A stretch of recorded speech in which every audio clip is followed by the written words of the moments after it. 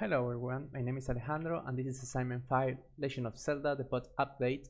So for spawning the hearts, I added the graphic to the dependencies and also updated the game objects.lua. So when an enemy dies, I randomly create a new heart object, and when that heart is consumed, it heals the player. For that I created a new function on player class that heals the player. So for the pod implementation, I created new character states. One is the character lifting state, and the other one is the character with the hands up carrying a pod. I also created a new pod object that has two states, one break it and the other one unbreak it. And on the player class, I initialized the self-carrying pod in false state. So I reuse the player idle state, and if the player is carrying the pod, I added the hands up texture, and I also use the self entity carrying pod state to check if we can swing the sword or we should throw the pod. For lifting the pod, I implement hitbox and checks if there is any pod available to be lifted. If so, it changes the player state to carrying pod to true, and it changed the animation to the hands up lifting.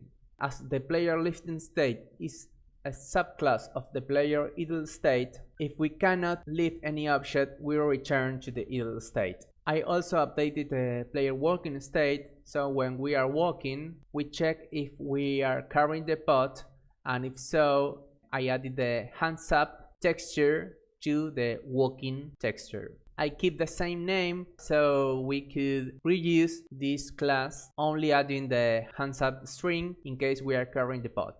When the player is carrying a pod and it presses return, it activates the throw it state to the object and set the direction that it's being thrown.